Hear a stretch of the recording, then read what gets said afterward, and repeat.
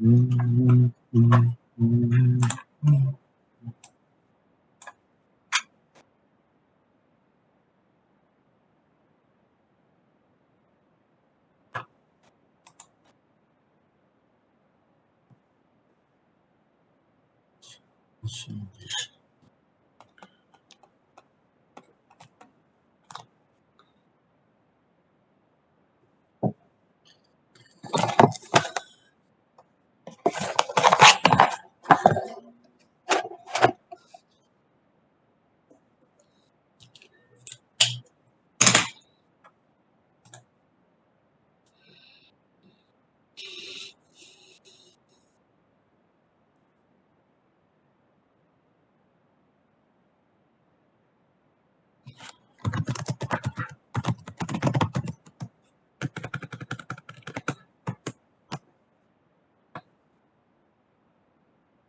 자, 그러면은 계속해서 한번 살펴봅시다.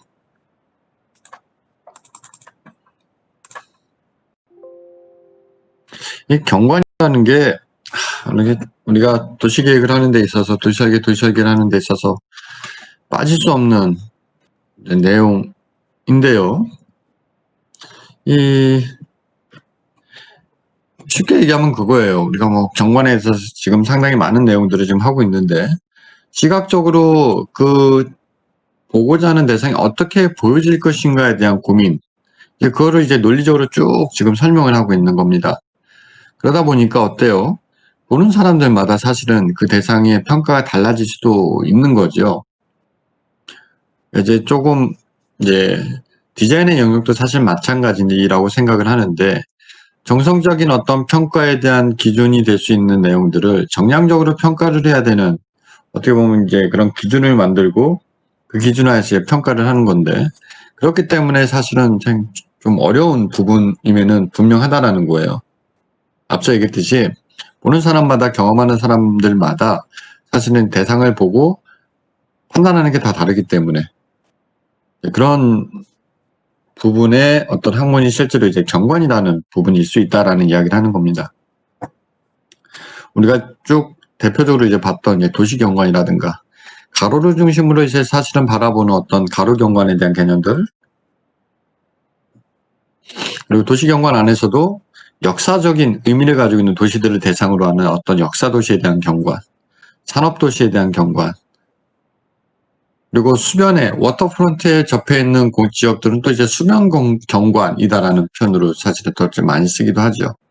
이렇듯이 도시 공간에서 경관을 다루고 있는 그런 부분들 상당히 유형이 패턴이 굉장히 많고요.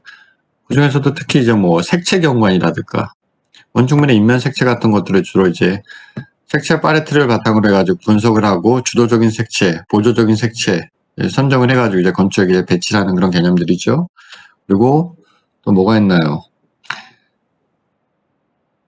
특히 이제 뭐 대도시 경우도 마찬가지고 싱가포르 같은 도시 같은 경우는 완전히 관광도시로 지금 가고 있는데 낮에만 행복한 게 아니라 밤에도 행복하고 즐거운 도시를 만들기 위해서 실제로 굉장히 많은 아이디어들을 야광 경관에 사실은 반영을 하고 있기도 하죠. 그런 부분들이 복합적으로 고민되어야 된다라는 얘기입니다.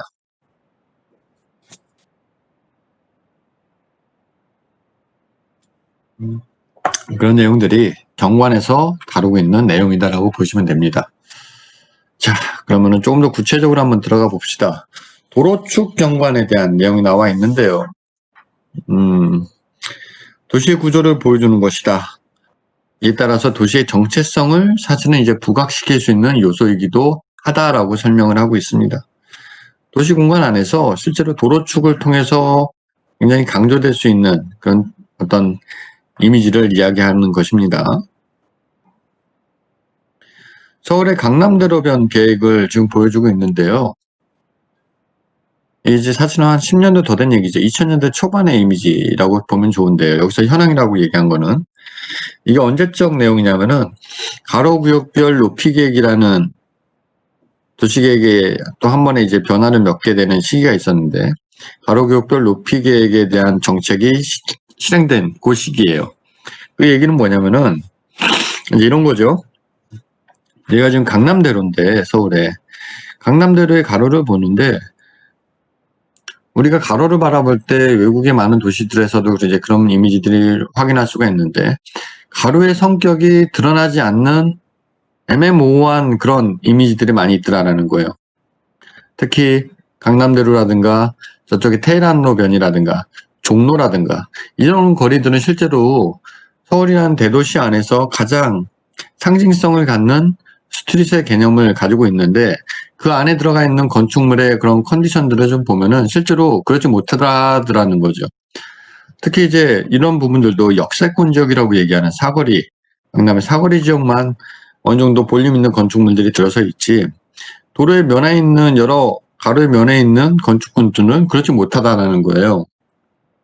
그래서 가로의 어떤 상징성을 담아내기 위한 하나의 방법적인 접근일 수도 있겠는데요. 가로축의 경관을 개선하기 위해서 가로구역별 높이 계획이라는 사업을 사실은 하게 되는 거죠. 그래서 당시에 2000년대 초반에 서울에 있는 대표적인 가로들을 이렇게 다 정비를 합니다. 그랬을 때 지금 보는 바와 같이 가로의 밀도가 이랬던 것이 가로교부의 정비 사업을 통해서 가로축 경관을 강조하다 보니 해주니 이 정도까지 이제 밀도가 높아질 수 있는 거죠. 밑에 지금 도면에 나와 있듯이 이게 평면적으로 가로의 모습이고요. 그거를 평면적으로 높이의 모습을 양쪽으로 이제 반영해 놓은 거예요. 무슨 말인지 이해가 되죠? 그래서 이걸 보니 적용을 해보니까 전체적으로 어떤 일관된 스카이라인을 형성하는 가로의 이미지가 만들어줄 수 있더라라는 거를 이제 우리가 확인할 수 있는 겁니다. 그래서 실제 이후에 그 강남대로변이라든가 테헤란로변 등 가로교역별 높이 계획 사업이 이루어졌던 지역들은 전체적으로 비슷한 유형의 지금 화면에서 보여주는 이미지와 비슷한 유형의 어떤 가로 이미지로 사실은 바뀌게 되죠. 그러니까 이런 것들이 도시의 모습을 어떻게 좀 탄탄하게 가져갈 것인지에 대한 고민, 거기서부터 시작이 된다라고 보면 좋겠고요. 강남대로 같은 경우 계획을 적용해 보니 이제 이렇게까지 나온 거죠. 높이관리 계획.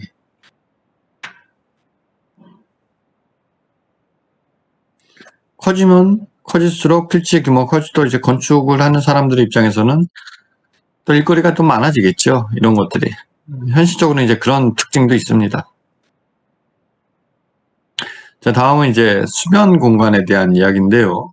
도시 내를 통과하는 강이나 하천, 도시의 원동력과 활력을 주는 요소이지요.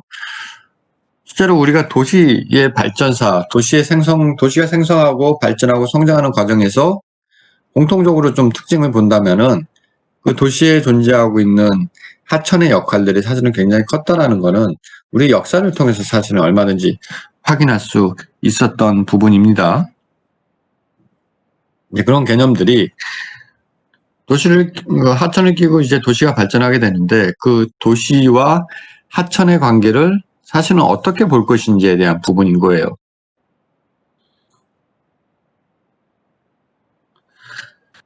자, 지금 보시는 거는 여러분들 그 미국의 수변경관의 관리의 사례인데요. 이제 미시시피강 유역을 가지고 이제 가이드라인을 사실 만들어 놓은 거예요. 항상 얘기하는 거지만 미국 사회에서 어떤 그 가이드라인에, 그러니까 미국뿐만 아니라 서구 사회에서 선진화된 그런 도시를 관리하고 있다라고 평가받는 지역에 공통적으로 가지고 있는 것들을 보면은 이런 가이드라인에 대한 그런 굉장히 체계적인 관리가 이루어지고 있다는 거예요.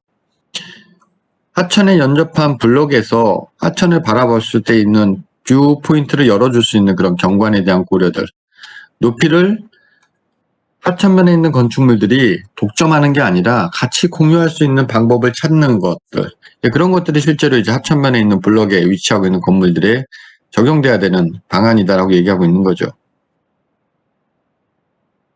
자, 지금 보는 거는 청계천이죠. 지금 복원되기 전에 다시 이제 모습입니다. 지금 봐도 어마무시합니다. 이랬던 이제 청계천 고가가 쭉 이제 개선이 되게 되죠. 야경의 당시 이제 모습인데, 어떻게 보면은 서울이라는 도시가 쭉 급격하게 성장하는 데 있어서 또 굉장히 중추적인 역할을 했던 도로이기도 해요. 앞서 얘기했듯이 거의 뭐 남산 인근 지역에서 끝에까지 오는데 신호등이 하나도 없이 완전 자동차 전용 도로니까 고속화도로 개념인 거죠. 접근할 수 있는 그런 구조를 가지고 있었던 거죠. 이런 것들이 실제로 이렇게 환경 개선이 되게 됩니다. 당시만 해도 사실은 굉장히 파격적인 아이디어였고 그게 굉장히 사회에 미치는 파급 효과라고 할까요? 굉장히 큰 그런 내용이었죠. 저쪽 청계천 상단에서부터 시작점부터 끝까지 오는 데 있어서 도시적인 컨텍스트, 저 하단에 가서는 어떤 뭐 자연형의 컨텍스트를 반영하는 그런 개념으로 사실은 컨셉도 이렇게 변하면서 공간이 계획이 되게 되죠. 자, 다음은 자연축 경관인데요. 여러분들 여기 같은 경우 이제 강북 어디쯤이었던 걸로 내가 기억을 하는데 지금 정확히 이름이 이제 생각이 잘 나지는 않는데 그런 거예요. 도로가 쭉 가는 과정에서 특히 이제 뭐 보행자 도로도 마찬가지입니다. 도로가 쭉 가는 과정에서 저 끝쪽에 어떤 뷰를 바라보게 할 것인지에 대한 그런 개념들을 이제 자연축 경관에서 이제 반영한다라는 거죠. 도시가 막 밀집해 있는 지역에서는 보통 유럽의 도시들에서는 가로축 경관에서 끝에 가서 보면은 오래된 성당이라든가 공공건축물들이 있게 마련이죠. 그게 이제 저쪽에 충청도 공주에 가면은 끝에 가면은 학교들이 있어요. 공주 사대부고부터 시작해서 학교들이 있어서 뭐 교육도시로서의 면모를 보여주는 게 아닌가라는 생각을 한 적이 있었는데 이렇게 가로를 따라서 쭉 접근하다 보면은 나타나게 되는 어떤 자연 경관에 대한 요소들 그런 것들 이제 의도적으로 경관 확보를 위해서 만들어준다라고 보면 되겠습니다. 또 지금 강북 쪽에 가면은 이렇게 자연 경관만 보이는 게 아니라 어디에요? 거기가 그 대학로 있는 쪽 해화동 쪽에서 쭉 올라가다 보면은 거기는 완전히 아파트 숲이 보이죠? 숲은 똑같은 숲인데 자연 녹지 숲이 아니라 아파트 숲이 쫙 보입니다. 병풍처럼. 참 안타까운 부분이죠. 자, 서울시에서는 녹지축 경관을 만들기 위해서 사실 굉장히 오랫동안 노력을 해왔다라는 얘기예요. 몇 번 내가 수업 시간에 얘기를 했죠? 저쪽 강북에서부터 강남에까지 이 녹지축이 쭉 연결되는 것. 어느 정도 실현이 됐는데 계속 얘기했듯이 여기 세운상가 있는 유역 그리고 여기 해방촌이 있는 유역이 해결이 안 됐고 좀 지금은 이제 서울시 녹지축 그 플랜에서 빠져 있는 걸로 알고 있는데요. 이렇게 좀 철학과 가치관이 좀 바뀐 거죠. 자, 지금 보는 거는 자연축 조형망 조망형에 대한 부분을 보고 있는데요. 미국에 있는 덴버시입니다. 9개 소의 도시 내 주요 공원에서 로키 산맥의 조망을 보호하기 위한 조례를 규정하고 있다. 이 얘기인즉슨 뭐냐면은 하나의 조망점 바라보는 그 소점 있는 거 여기 지금 로키 산맥이라고 얘기하고 있는데요. 도시의 여러 곳에서 조망점을 찍고 그 조망점에서 바라보고자 하는 뷰를 바라봤을 때 그 대상이 가려지지 않게끔 건축물의 높이나 위치 관리를 하겠다는 거예요.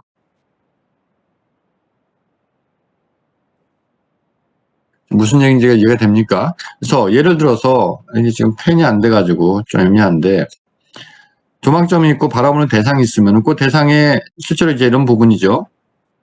대상이 여기 있다. 그럼 여기서 바라본다라고 그러면은 요 사이 영역에 있는 건축물들을 놓고 봤을 때 실제로 건축물이 높이 관리가 되어 있지 않으면은 이 건축물에 가려가지고 이 대상이 안 보일 수 있다라는 거예요. 그랬을 경우에 그걸 이제 미연에 방지하기 위해서 요 사이에 걸쳐 있는 건축물들은 높이 관리를 하는 거예요. 몇 층 이상은 치지 마라. 그랬을 때 실제로 요 가까운 것부터 멀리까지 갈수록 건축물의 높이는 또 달라지겠죠. 그런 식으로까지 높이 관리를 하겠다라는 얘기를 지금 하고 있는 겁니다. 보통 이제 굉장히 역사적으로 유명한 어떤 건축물이라든가 자연환경 같은 것들을 대상으로 해서 조망점을 찍어가지고 높이 관리를 보통 그렇게 하죠.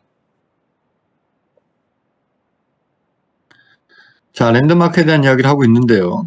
도시 내외의 랜드마크를 바라보는 조망 혹은 랜드마크에서의 조망을 보존하고 도시 정체성을 보존하는 것이다 라고 얘기하고 있습니다. 남산타워라든가 63빌딩, 그랑아루세이죠. 이축 뭐 볼 때마다 느끼는 거지만 아무튼 대단합니다. 이거를 실현하는 데 있어서 일관된 정치적인 입장을 가지고 쭉 만들어 온 거죠. 프랑스 파리에서는. 우리 사회에서는 그렇게 녹록치 않은 그런 내용일 수도 있습니다.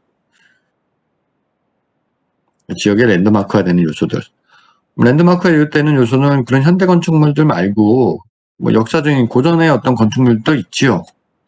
기념물이라든가 역사지구의 경관을 보존하는 개념들, 도시의 중요한 모뉴멘트나 이제 역사적 지구의 경관의 조망을 보호하는 것을 이제 목적으로 한다라고 얘기하고 있습니다.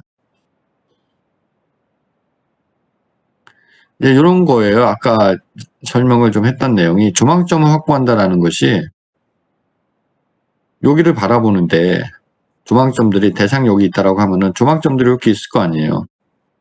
그러면 쭉 선을 그어가지고 요 사이에는 사실은 이 건축물을 가리는 그런 대상이 없게끔 만들어내는 거예요. 일종의 이제 그런 내용이다라고 보면 좋습니다. 모뉴멘트 조망을 확보하기 위한 접근이다라고 되어 있죠.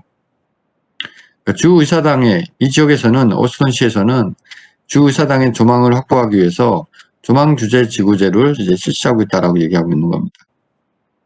경사가 지어 있으면은 바라보는 경사에 의해서 요 사이까지만 건물을 신축할 수 있게 한다던가, 거기는 이제 광장이라든가 오픈된 공간으로 이제 확보를 하는 그런 개념이 되겠죠. 여기 같은 경우는 지금 여기가 광화문이죠. 광화문 가로가 쭉 오고, 예, 서울시청사고, 예, 여기 시청사 앞에 광장의 형태를 보니까 옛날 모습이죠. 차가 이렇게 가고 이렇게 오고 또 이렇게 가고 막 뒤엉켜서 다녔던 사실은 이제 그런 지역이죠. 바로의 어떤 보행 환경에 대한 고민도 사실은 이제 충분히 되어 있지 않고, 여기 보면 이제 극명하죠. 숭례문 같은 경우도 완전히 아일랜드 형식으로 사실은 이렇게 있었던 거죠. 이게 실제로 이제 광화문에서부터 쭉 서울역 앞까지 보행 중심의 어떤 가로축 경관을 만들어주기 위한 실험을 이제 하게 되죠. 그 하는 과정에서 실제로 국가 상징거리라는 그런 가로를 만들기 위해서 여기 광화문에서부터 어디까지 가는 거냐면 서울역 거쳐서 노드섬까지 가는 그런 대규모의 어떤 프로젝트였는데, 실제로 이제 MB 대통령 당시에 이제 그런 계획이 또 세워지기도 했죠. 그래서 이런 환경이었는데 이렇게 바뀌게 됩니다. 물론 이제 요 앞부분 광화문 앞쪽에 이런 부분들은 어느 정도 구현이 됐는데, 시청 앞 광장도 보행 중심의 공간으로 바뀌었죠. 도로 체계도 많이 개선이 되고, 광장의 디자인은 좀 애매하지만, 숭례문도 실제로는 요거보다 좀 톤 다운 돼가지고 사실은 이제 인근 블록까지 연결이 되게 되고, 여기가 이제 7017 그 서울로가 수목원으로 만들어진 그런 가로인데요. 실제적으로 굉장히 긴 길이가 보행 중심의 공간으로 어느 정도는 이제 가고 있다라는 거고, 지금 서울시에서 하고 있는 또 하나의 사업이 요거죠. 광화문 광장을 이 세종문화회관 쪽으로 붙여서 정리하는 것, 지금 실행을 하고는 모양이에요. 자, 인면에서 보면 이제 이런 모습이죠. 쭉 강안에서부터 서울역 앞까지 오는. 그래서 어떻게 보면 우리나라의 가장 메인 가로의 느낌을 이제 강북에서는 이제 주는 공간인데, 보행 중심의 공간으로 만들려고 사실은 애를 썼던 거죠. 많은 부분들은 실천이 됐고. 자, 다음은 이제 5개의 광고문에 대한 이야기를 좀 살펴보겠습니다. 참, 이 광고물 이미지를 볼 때마다 참 한숨부터 사실은 나오는데. 그래요. 지금은 이제 어느 정도 광고문에 대한 것도 정비가 좀 되고, 서로의 어떤 그 방식에 대한 공유도 어느 정도 이제 되어가고 있는 시점인데요. 이제 한 10년 전쯤일까요? 그때까지만 해도 10년, 20년 전쯤, 2000년대 초반까지만 해도 실제로 우리가 살고 있는 도시 공간에서 정보의 홍수인 거죠. 이 간판들을 보면은. 너도 나도 가능하면 크게 하려고 그러고, 너도 나도 튀게 하려고 그러고, 그래야지 사실은 누군가의 시선에 띄지 않겠는가라고 생각을 했던 시기인 거예요. 저 간판을 2개, 3개씩 달기도 하고, 건물의 인면에 달고 앞에 입간판을 세우기도 하고, 무던한 노력들을 그때 이제 많이 했죠. 그러다 보니까 어떻습니까, 여러분들? 지금 여기 보이는 요 건축 인면에 있는 요 정도는 양호한 거예요. 이 건물 한 면이 전부 다 창도 없을 정도로 간판을 달아놔서 그런 경우들의 건축물들이 지금도 여전히 많이 있습니다. 그런 것들이 결국 그러다 보면은 같이 사실은 망하는 거죠. 인지가 될 수가 없어요. 현란하게 너도 나도 크게 이렇게 만들어진 간판들 속에서는 내가 필요로 하는 정보를 찾기가 굉장히 어렵다라는 거예요. 그런 것들이 이제 어느 정도 사회 문제가 되고 실제 사업주와 어떤 그 도시를 전공하는 그런 전문가들의 여러 소통 루트를 통해서 어느 정도 정비가 좀 되고 있죠. 지금 여기 같은 경우 보면은 창문에 있는 것들은 다 떼어내고 실제로 창 위에 쭉 열을 맞춰서 간판을 이렇게 세워놨는데요. 좀 올드한 거죠. 지금도 보면은 정말 많이 좋아졌습니다. 5개 광고물 같은 경우는.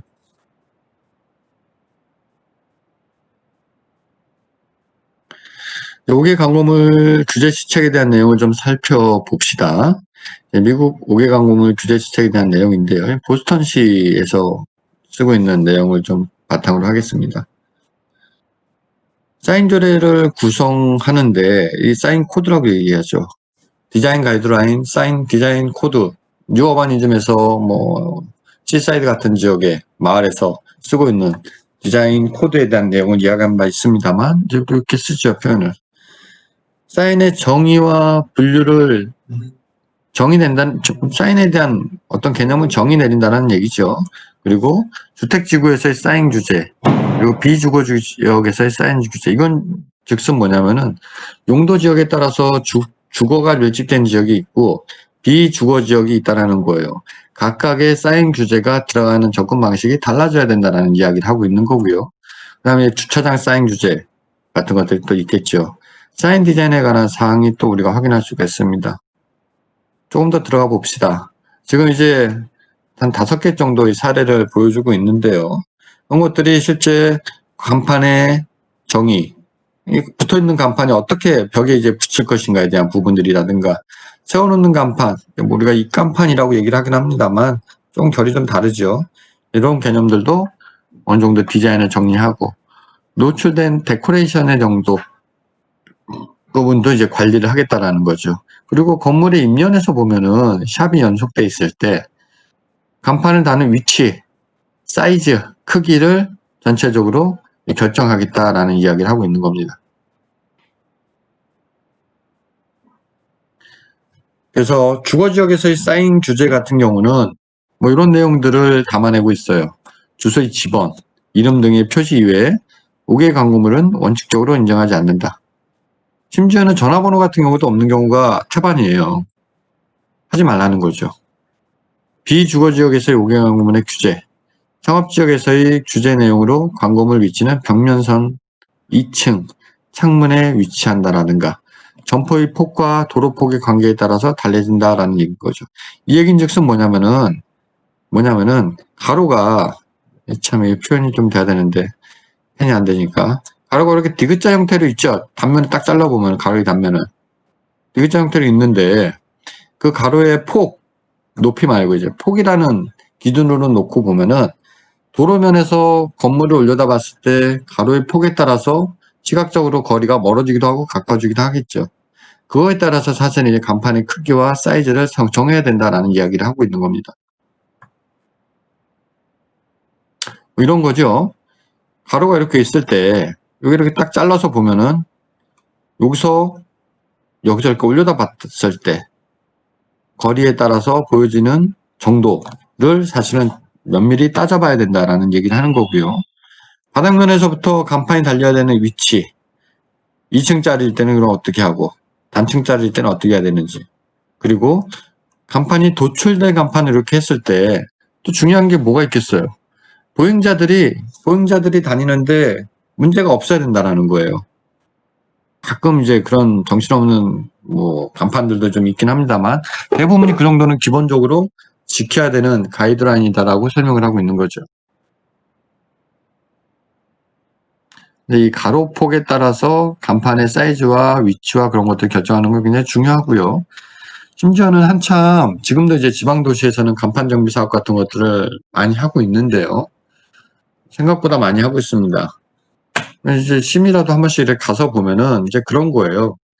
글자가 좀 텍스트가 간판에 대한 그 상점에 대한 정보를 주는데 좀 작게 들어가는 게 디자인적으로 조금 산뜻해 보이는 부분도 분명히 좀 있습니다. 근데 그거를 시각적으로 그 가로의 폭이 얼마고 보여지는 각도가 어느 정도니까 이 정도의 사이즈를 제한한다라고 이렇게 얘기를 풀어주면 좋을 것 같은데 그렇지 못하는 경우들이 되게 많아요. 그래서 검증을 하는 입장에서 평가를 하는 입장에서 보면은 저게 과연 가로 안에서 보행자들이 인지할 수 있는 크기일까라는 고민을 사실은 하게 되는 경우들이 종종 있습니다.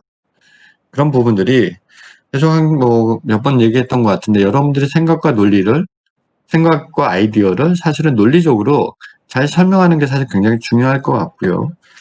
지금 여러분들이 이제 3학년이니까 그런 부분에서 노력을 좀 많이 하면 좋을 것 같습니다. 뭐 이런 경우도 있는 거죠. 주차장에 들어갈 때 이제 사인 규제인데요.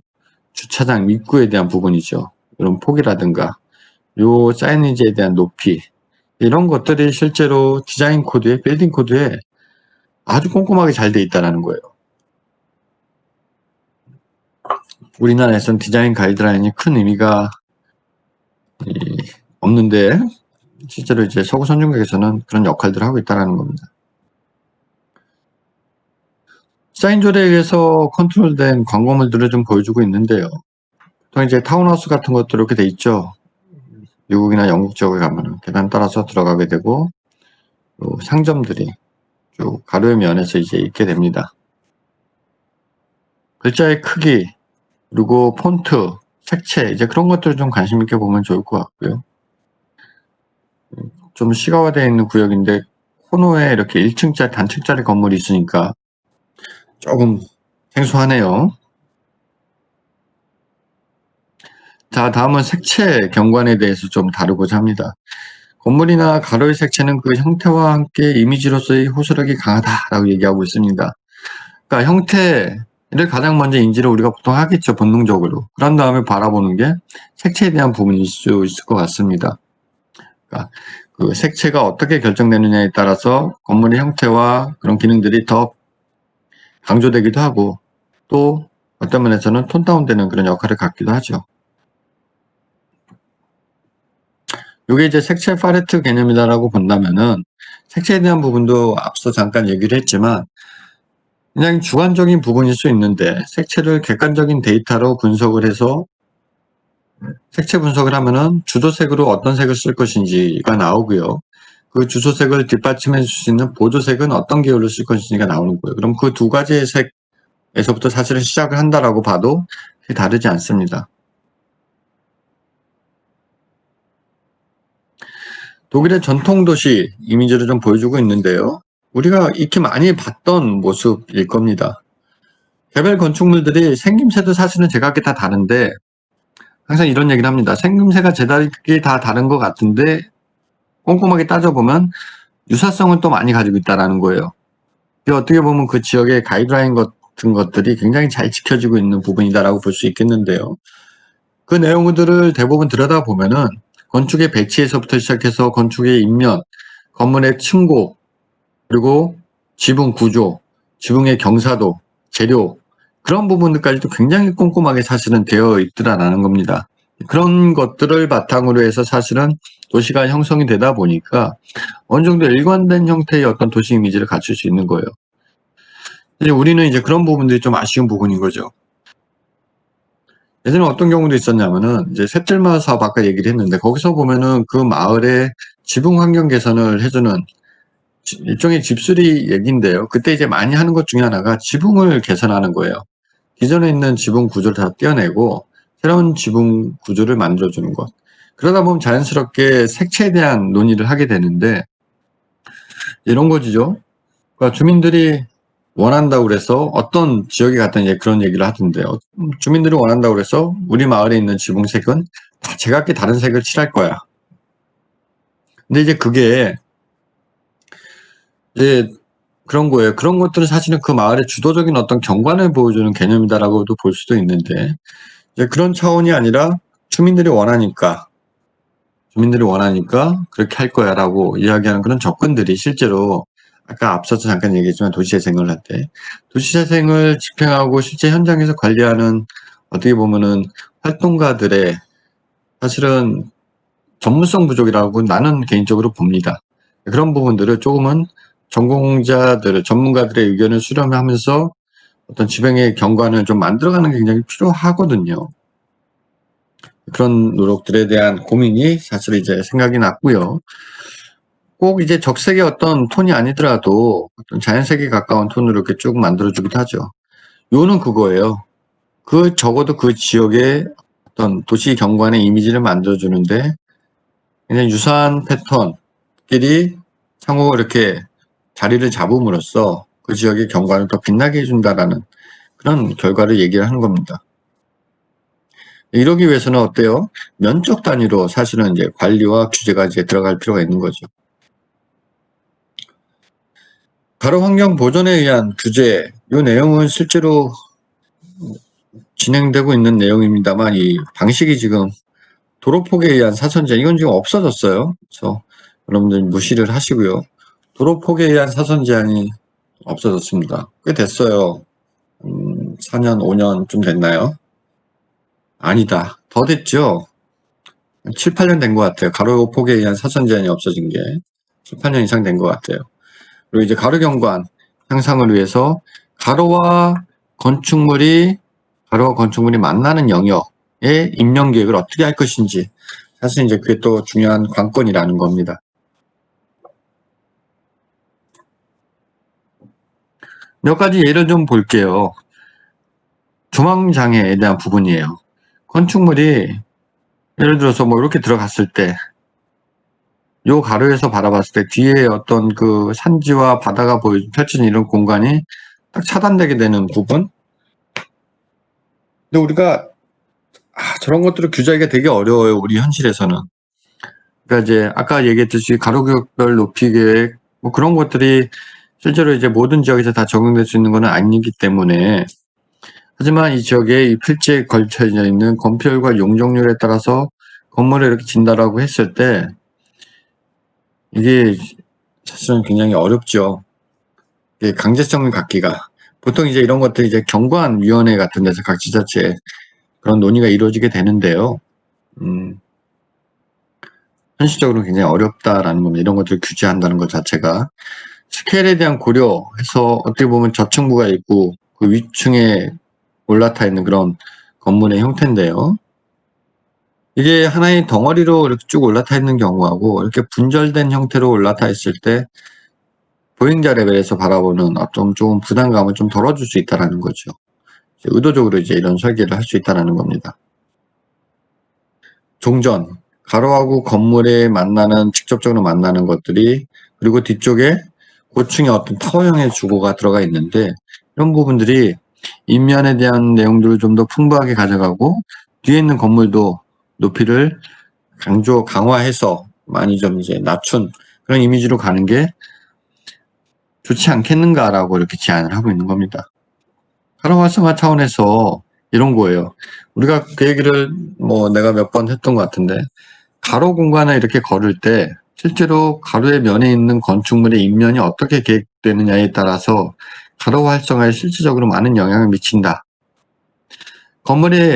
가로의 면에 있는 건물들이 뭐 상점일 경우에는 오픈된 공간들이 많이 열려져 있고 투명한 재료로 내부가 보여줄 수 있는 그런 공간이 간다라면은 어떻게 보면 가로의 활력도를 높일 수 있는 하나의 방안이 될 수도 있다라는 이야기도 하고 있는 거고요.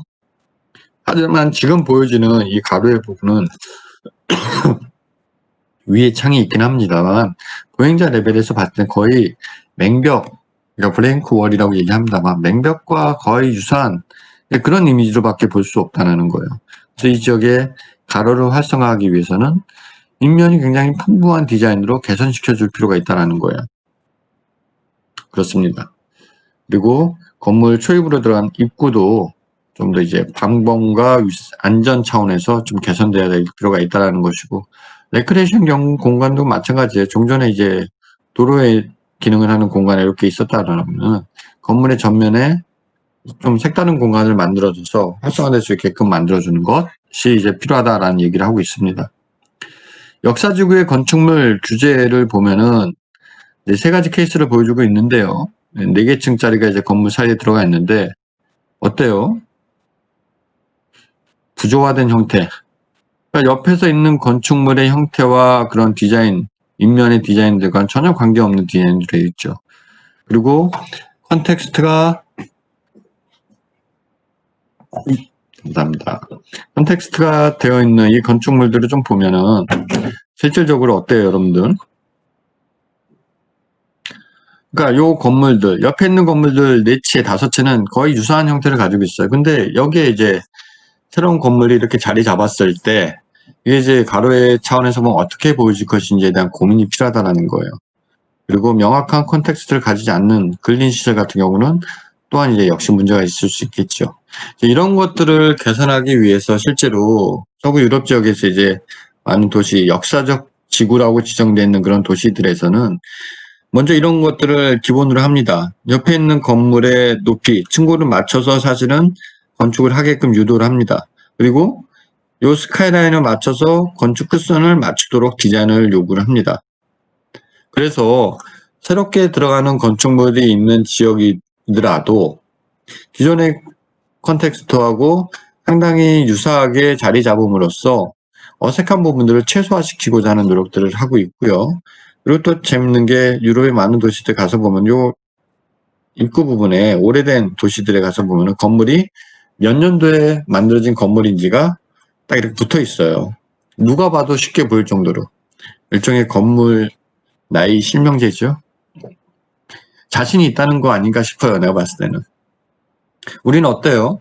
100년 되고 뭐 80년 되고 그런 건축물들이 근대 건축물들을 비롯해서 우리 사회에 많이 있습니다만 직접적으로 그렇게 본인의 그 건물의 연한을 이렇게 보여주는 경우는 공공공간에서 이렇게 별로 없거든요.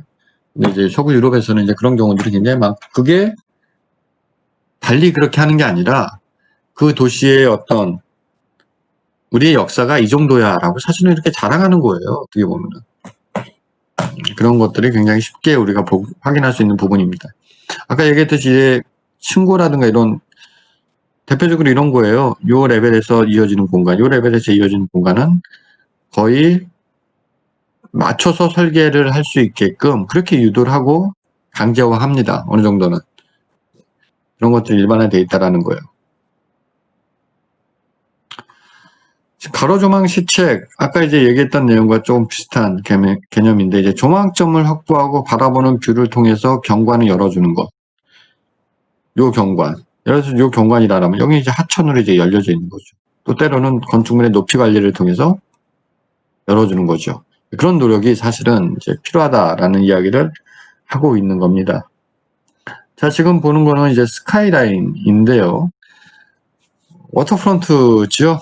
뭐 뉴욕도 있고 이제 상해 지역이고 저쪽은 어딘가요? 뭐 특히 이제 맨하탄 그 배터리 파크 시티에 있는 지역이 사실 굉장히 유명하지요. 워터프론트 하면은 이런 스카이라인 자체도 사실은 이제 도시 경관에서 사실은 잡아주는 거예요. 대표적으로 이제 여러분들 그 송도 같은 지역들 마스터 플랜을 보면은 하천변에 그 바다 쪽에서 송도를 바라봤을 때 마치 이렇게 텐트형의 구조를 가지고 있는 것 그런 부분들이 이제 경관을 만들면서 건축물의 높이를 계획해 주는 건데 그걸 하는 가장 시작점이 되는 게 계속해서 강조하지만 뭐였어요? 토지 이용 계획이라는 거예요.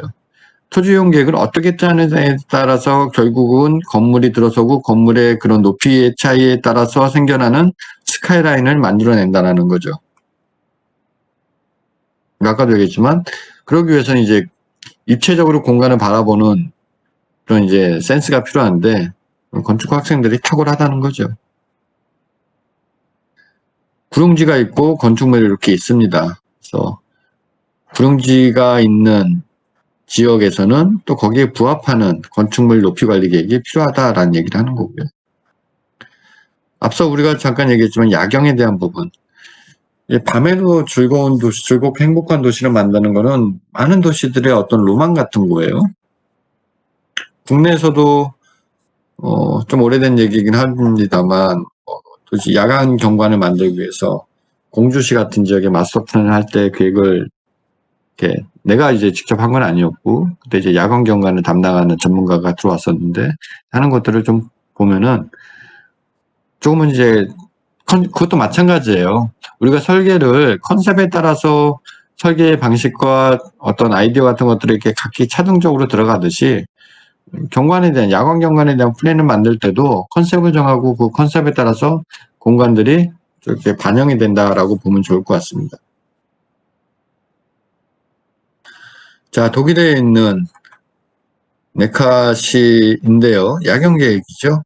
여기 보면은 이제 기본 개념이에요. 야경 계획을 하기 위한 기본 아이디어, 기본 개념이라고 볼 수 있겠는데요.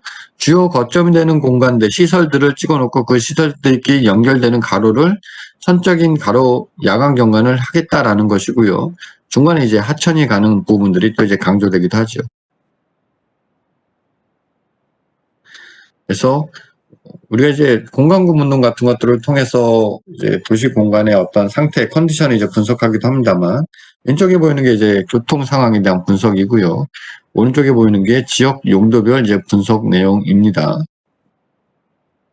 이런 부분들이 도시 구조 및 역사에 대한 내용들을 살펴보고, 그러니까 도시 가로들마다 이건 이제 또 뭐하고 연관되는 거냐면 어반 모폴로지하고 연관이 되는 건데 도시 공간 안에 있는 여러 가로와 그런 물리적인 환경 요건들이 조성된 시기가 다르다라는 거예요.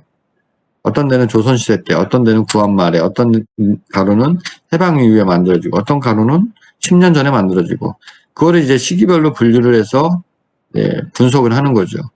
그런 내용들을 바탕으로 해서 사실은 어떤 그 빛 계획에, 야경 계획에 대한 접근이 필요하다라는 이야기를 하는 겁니다.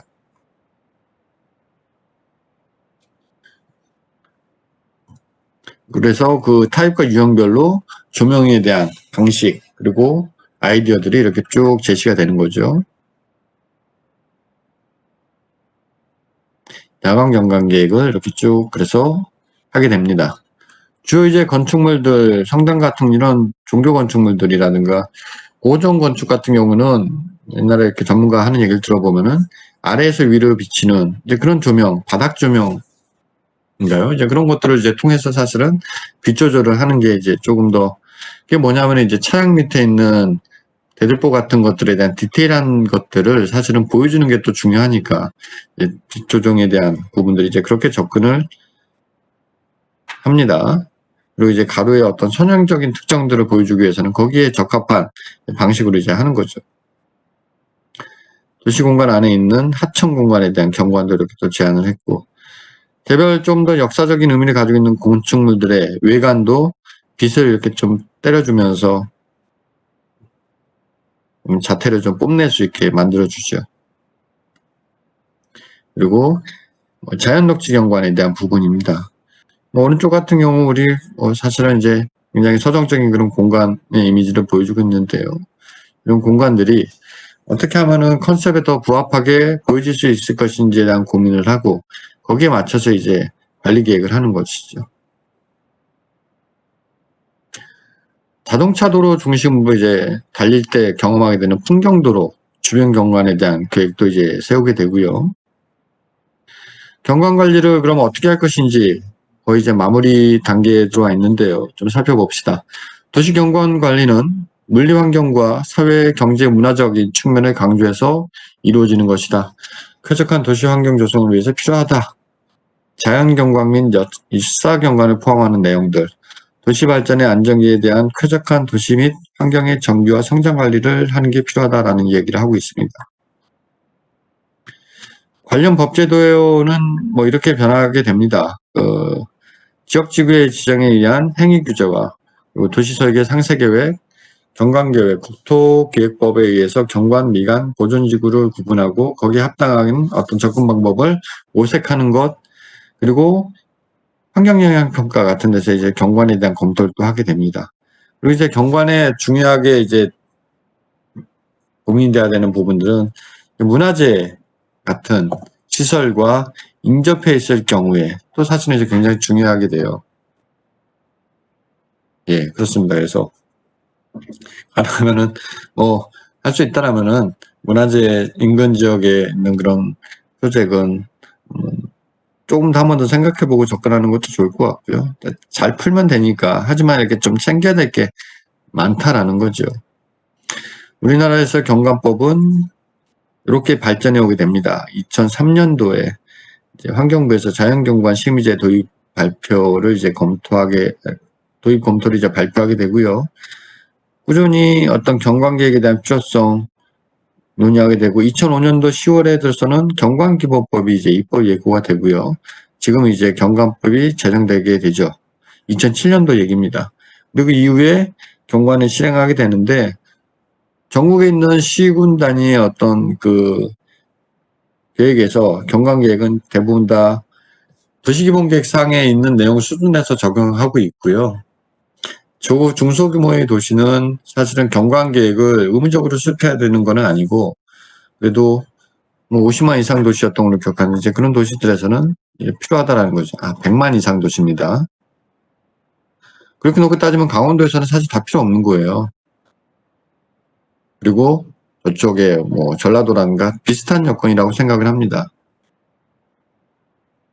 강제성은 가지고 있지 않지만 지자체에서 필요하다고 판단되면 수립할 수 있는 그런 여건 또한 가지고 있죠.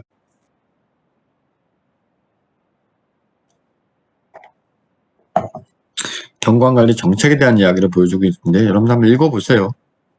그리고 도시계획 제도, 법 체계 안에서 경관들이 어떻게 적용되고 있는지, 특히 이제 도시계획법에서는 높이, 스카이라인, 형태, 위치, 색채, 용적률이 전체적으로 다 적용되고 있다라고 지금 분석이 된 거고요. 환경영향평가 및 심의에서는 역시 전체적으로 다 검토가 필요한 조건으로 되어 있다는 겁니다. 이 내용은 한번 읽어보시고요. 선진국의 도시경관 관리 동향, 이 내용도 읽어보세요. 조닝 가이드라인 뭐 이런 것들이 실제로 이건 상세 계획을 얘기하는 건데요. 실제로 이제 그 지역의 도시의 경관에 이제 직접 관여하게 되는 그런 법칙이라고 보면 좋습니다. 영국과 프랑스에서도 역시 열심히 이렇게 하고 있고요. 경관계획의 우리나라의 경관계획에서 경관관리는 현재의 법적 미비를 보완하는 방법에 따라서 시도되고 있다라고 얘기하고 있는데요. 도시 경관계획이란 시민의 욕구, 기대, 행동 방식의 측면을 고려한 것이다 라고 설명하고 있습니다.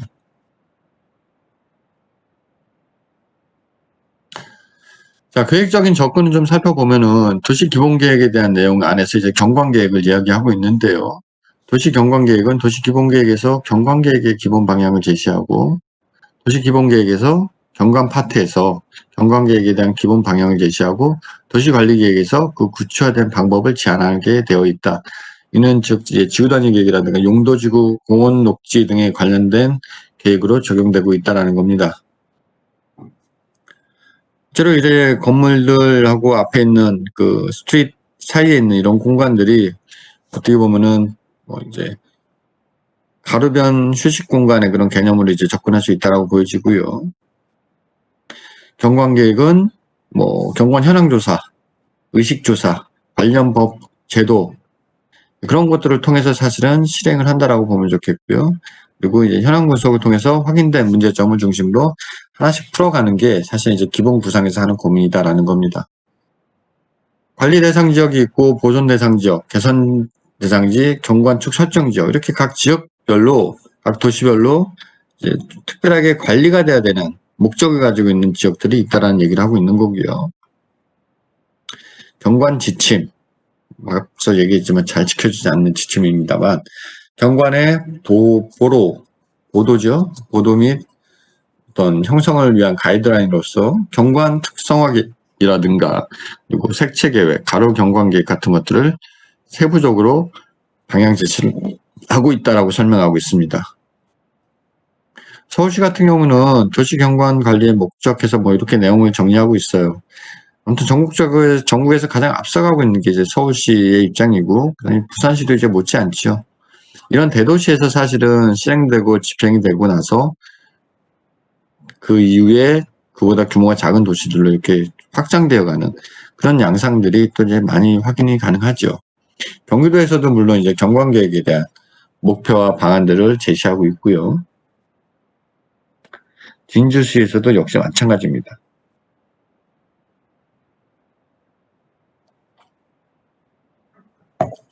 서울시, 부산시, 경기도, 진수시 4개 지역을 놓고 봤을 때 경관, 녹지경관, 수변경관, 역사경관, 생활습관경관 이런 식을 놓고 봤을 때 각각 이렇게 적용이 되는 게 이제 매칭이 되는 거죠.